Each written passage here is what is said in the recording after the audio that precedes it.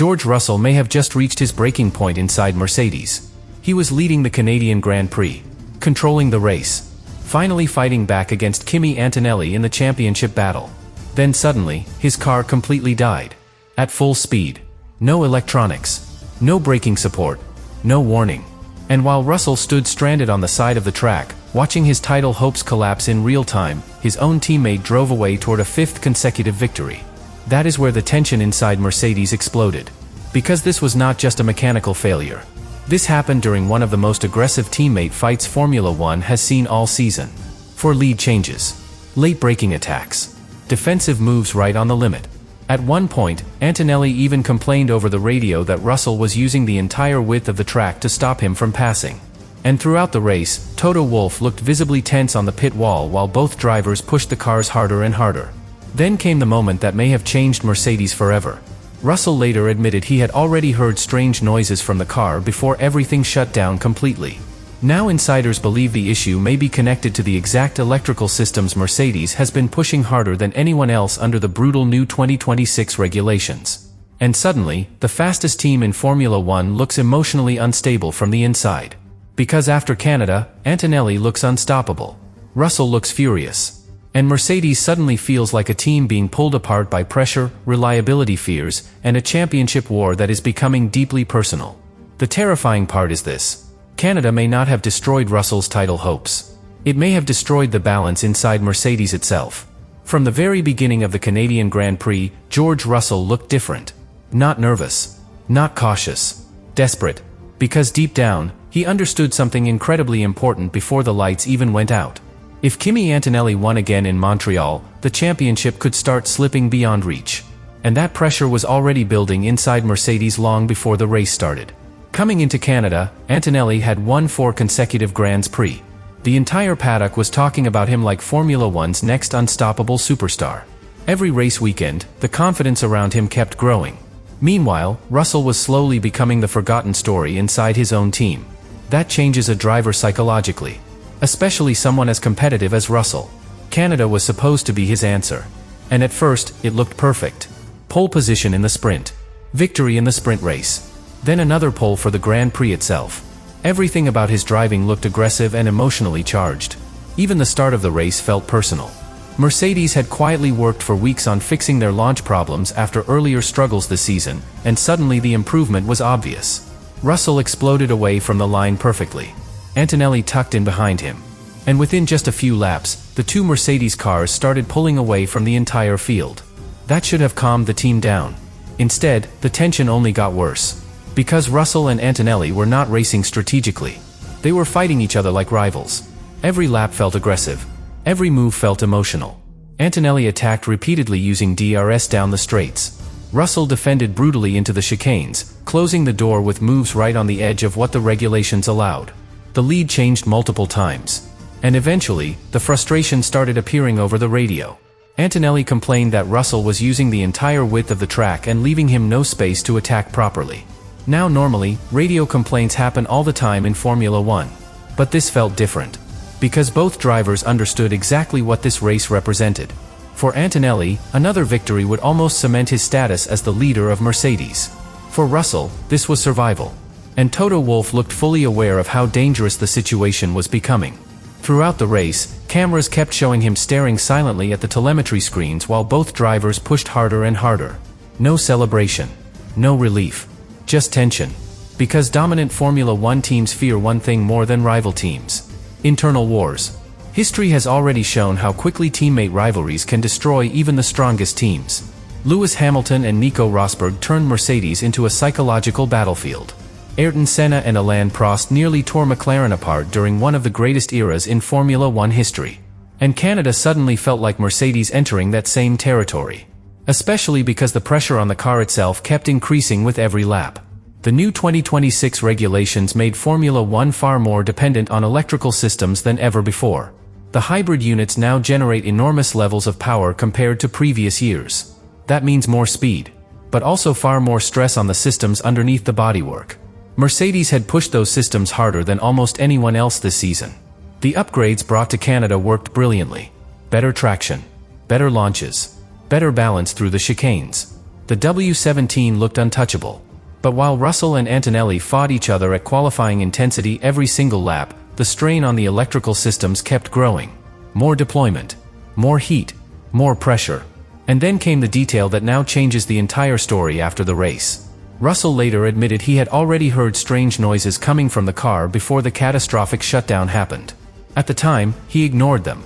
Drivers always do in the middle of a fight like this. But now, those noises feel like the first warning sign before everything inside Mercedes started falling apart. Lap 30 changed everything. Not just the race. Not just the championship. Everything inside Mercedes. Because up until that exact moment, George Russell was finally taking control of the narrative again. For weeks, the attention inside Formula One had belonged almost entirely to Kimi Antonelli. For straight victories, growing confidence, endless headlines about the future of Mercedes. But in Canada, Russell looked like the stronger driver. He had resisted every attack, controlled the race, managed the pressure, and maybe most importantly, he was proving that Antonelli was not untouchable after all. Then suddenly, entering turn 9, the car shut down completely. No gradual loss of pace. No dramatic warning. Just instant blackout. Russell later described it in brutally simple words. Everything just switched off. No electronics. No hybrid deployment. No regenerative braking. Nothing. Imagine driving at full speed on a narrow road and suddenly losing power steering and brakes at the exact same moment. That is essentially what Russell experienced. And the terrifying part is that he already knew something felt wrong before the shutdown happened. After the race, Russell admitted he had heard strange noises coming from the car during the battle with Antonelli. At the time, he ignored them. Drivers always ignore small warning signs during a fight for victory. But now, those noises may become one of the most important details of the entire season. Because immediately after the retirement, attention inside the paddock shifted toward Mercedes' electrical systems. The exact systems the team had been pushing harder than almost anyone under the new 2026 regulations. And this is where the situation became extremely uncomfortable for Mercedes. Reports after the race pointed toward a possible issue with the inverter connected to the MGUK system. Now for casual fans, that sounds deeply technical. But think of it like this. The inverter is basically the translator for the car's electrical power. Without it, the energy stored inside the system cannot properly transfer into usable performance. If it fails suddenly, the entire car effectively shuts down. Which perfectly matches what Russell experienced. And the new regulations made those systems far more aggressive than ever before. Nearly 3 times more electrical power compared to previous generations. More speed, more acceleration, but also far more heat and stress underneath the bodywork. Mercedes accepted that risk because the performance gains were enormous. The upgrades brought to Canada transformed the car. Better launches, better traction, better balance through the chicanes. The W17 looked almost unbeatable. Maybe too unbeatable. Because now rival teams are beginning to ask a dangerous question. How close to the limit was Mercedes actually operating? And internally, the emotional damage after the retirement became immediate. While Russell climbed out of the car furious and devastated, Antonelli inherited the race lead and never looked back. That emotional contrast inside the garage must have felt brutal. One side of the team dealing with shock and frustration. The other side driving toward a 5th consecutive victory. And Formula One teams become extremely fragile when emotions split like that internally. Because success does not always unite a garage. Sometimes it creates invisible divisions. Especially when one driver starts becoming the emotional center of the entire project. And after Canada, Antonelli suddenly feels like that driver. His confidence after the race said everything.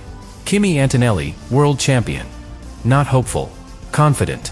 That changes the emotional hierarchy inside teams very quickly. Because Formula One naturally moves toward momentum. Toward the driver delivering results consistently. Toward the future. And meanwhile, Russell sounded emotionally exhausted after the race. He openly admitted it now feels like the championship belongs to Antonelli unless something dramatic changes later in the season. That statement matters enormously. Because drivers rarely speak that honestly unless frustration has already started building underneath the surface. And then came the sentence that should terrify Mercedes more than anything else. Russell admitted the pressure is now gone and that he plans to attack every remaining race with nothing left to lose. That changes everything. Because drivers with nothing to lose become unpredictable. Especially inside the same team. And suddenly, Mercedes no longer looks like a calm dominant championship leader anymore. It looks like a team sitting directly on top of a pressure explosion waiting to happen. And this is where the situation inside Mercedes becomes genuinely dangerous. Because after Canada, the problem is no longer only mechanical. It is emotional, psychological, and maybe even political. The terrifying part for Mercedes is that the team still has the fastest car in Formula One. Usually, when teams start falling apart internally, the performance drops first. That has not happened here. The W17 still looks dominant. And that is exactly why the pressure between Russell and Antonelli is becoming so explosive. Because now, every race feels like a direct fight for control of the future. Think about the emotional contrast inside the garage after Canada. Antonelli leaves Montreal with 5 consecutive victories and a 43-point championship lead. Russell leaves the same race emotionally crushed after one of the strongest weekends of his career ended in total failure. And the worst part for Russell is this. He did nothing wrong. No crash. No strategic mistake. No driving error.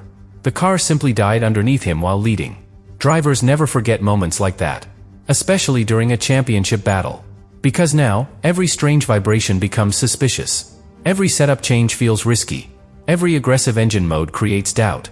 Trust starts disappearing little by little. And Formula One cars become incredibly difficult to drive once drivers stop trusting them completely. But internally, Mercedes may now face an even bigger problem than reliability. The emotional rise of Kimi Antonelli. Because after Canada, Antonelli no longer feels like the young talent inside the team. He feels like the future of Mercedes itself. That shift happens very quickly in Formula One. At first, a young driver surprises people. Then he starts winning consistently. Then suddenly, the entire garage emotionally starts building around him. And Canada accelerated that process massively. Antonelli looked calm all weekend. Aggressive in battle. Controlled under pressure.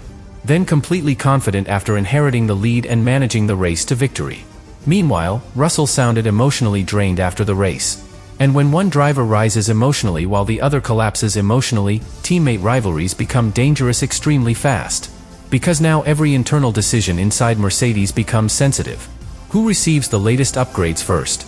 Who gets priority on strategy calls? Who does the team really believe can carry the championship safely to the end of the season? Those questions slowly destroy trust inside dominant teams, even if nobody says them publicly. And history shows exactly where this kind of tension can lead. Lewis Hamilton and Nico Rosberg started as manageable teammates. Eventually, every race became personal. Ayrton Senna and Alain Prost created one of the greatest rivalries Formula One has ever seen, while driving for the same team. At first, tension stays hidden. Then pressure builds underneath the surface. Eventually, every overtake feels emotional. Canada already gave signs of that future inside Mercedes. The aggressive defending. The radio frustration from Antonelli. Toto Wolff staring silently at the telemetry screens while both drivers pushed harder and harder.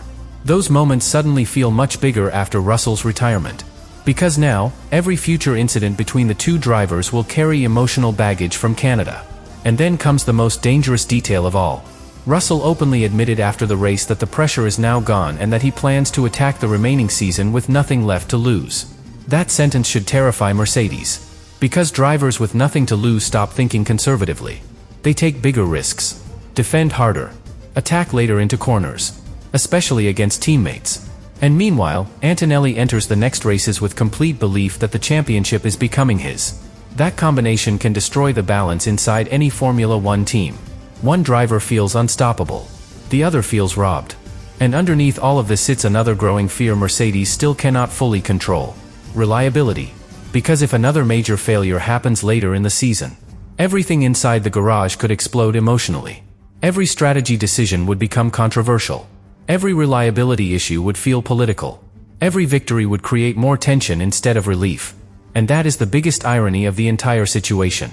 Mercedes finally built the fastest car in Formula One. But after Canada, speed may no longer be their biggest advantage. It may be the thing tearing the team apart from the inside.